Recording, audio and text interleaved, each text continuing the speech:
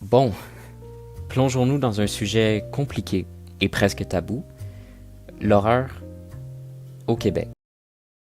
Bon, l'horreur au Québec n'est pas quelque chose de très présent de nos jours. Les films d'horreur, je veux dire, peut-être que c'est un peu vague, c'est vrai, désolé. Les films d'horreur québécois ne sont pas les choses les plus populaires, ne sont pas les médias les plus regardés et les plus mis en avant dans nos cinémas, vous le savez probablement. Il y a très peu de ces productions récemment, car très certainement ce n'est pas ce qui se vend le mieux. Ce n'est pas ce qui fait le plus de prix par billet, c'est sûr. Mais c'est assez dommage, parce que fut une époque où on en trouvait un peu plus. De vraies bonnes productions qui pourraient faire rougir les plus grands réalisateurs américains de ce genre. Même si de nos jours, ce n'est pas très compliqué à faire, je dois vous le dire. Des films qui auront très certainement leur impact culturel s'ils sont plus mis en avant et ils sont plus partagés à travers le monde.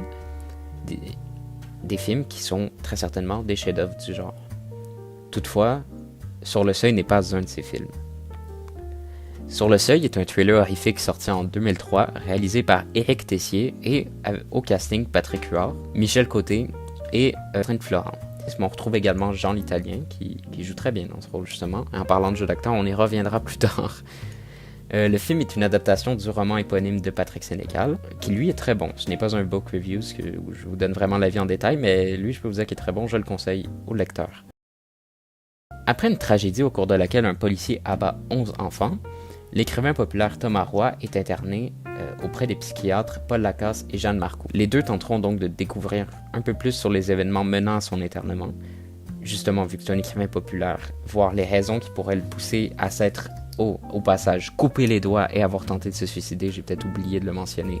Les deux découvriront donc des secrets très mystérieux sur leur écrivain, avec notamment des histoires de romans qui font des prédictions sur des tragédies, un peu spoilers, mais voyez le film quand même.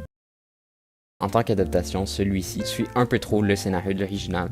Je sais bien qu'une adaptation se doit de suivre un peu la même histoire, mais vous le savez très certainement qu'il y a des adaptations très loin de leur histoire originelle qui sont vraiment bons. Et même s'il prend le parti de rester proche du matériel de base, il aurait pu quand même prendre des libertés intéressantes, des idées de mise en scène, mais les quelques changements d'intrigue sont simplement à des fins budgétaires ou dans le but de raccourcir l'histoire artificiellement. Et c'est justement ça l'un des plus gros points faibles, l'histoire est courte. Le film fait uniquement 1h37, ce qui est vraiment étonnant pour un film du genre. 1h37, se basant non pas sur un 200 pages comme Le Passager, mais sur 500 pages. Une histoire donc justement qui se base sur la longueur. Dans un film d'1h37, c'est compliqué. Un livre justement, comme j'ai dit, qui se base sur la longueur et dont le but, en tant que lecteur, de découvrir plusieurs mystères et même de tenter de les découvrir par nous-mêmes. La partie la plus agréable de cette lecture de Sur le Seuil, c'est de devoir attendre presque jusqu'au bout de 5 chapitres pour avoir une réponse concrète. Un vrai mystère, comme nous plongeait autrefois Agatha Christie. Sans vouloir comparer le niveau des deux quand même, je vais pas faire cet affront.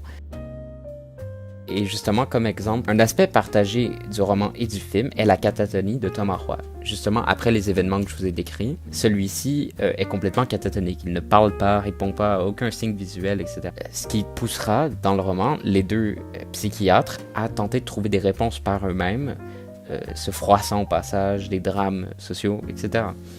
Or, dans le film, avec les 1h37, Thomas Roy parle assez tôt, donnant plusieurs réponses, et c'est assez dommage. On ne retrouve pas cette même ambiance que dans le livre. Justement, en parlant de dialogue, le jeu d'acteur du film est catastrophique.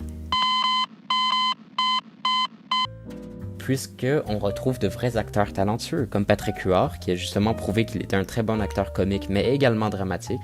Or là, il est quasiment en roue libre, au même que d'autres acteurs. C'est assez étrange, puisqu'on retrouve justement, encore une fois, des acteurs qui avaient déjà fait leur preuve avant ça.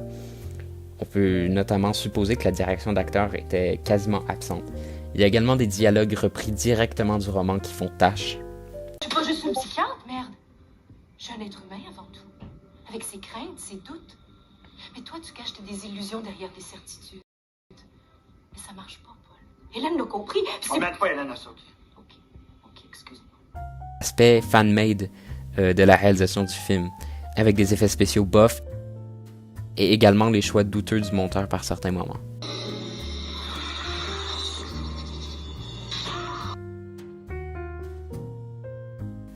Le film ne sera pas un très grand succès critique, mais toutefois remportera un prix Jutra, je crois que le nom a changé, il faudra que je le mette au montage, pour le meilleur son pour Louis Horn.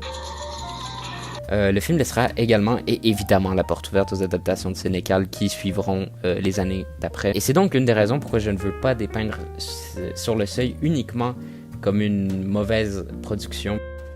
Eric Tessier retournera notamment derrière la caméra pour une autre adaptation de Sénécal avec le très bon 51-50 rue des Ombres qui gagnera le prix du public du Festival de Gérardmer en 2014, ce qui est là une vraie bonne récompense. Ce long métrage montre donc parfaitement l'évolution de sa réalisation. Le film se base sur une histoire plus modeste et réalisable en comparaison avec Sur le Seuil, et si vous avez vu le film ou lu le roman, vous voyez où je veux en venir. Le deuxième film prend également des partis pris plus intéressants et des libertés ingénieuses, se débarrassant des idées du roman plutôt, Sénécal sur 20, on va dire. Tessier réalisera également des films hors de l'horreur avec les 2 films de l'univers Pee-wee, non pas lui, avec L'hiver qui a changé ma vie et Junior Majeur, qui seront des succès de foyer très certainement. Il réalisera également le drame Tu te souviendras de moi, qui aura trouvé son public. Sur le Seuil est donc un film que je n'ai pas aimé, mais qui restera la preuve qu'un réalisateur peut réussir de l'horreur et que l'horreur au Québec est bien possible. Il faut simplement persévérer et prenez donc ce pari avec moi.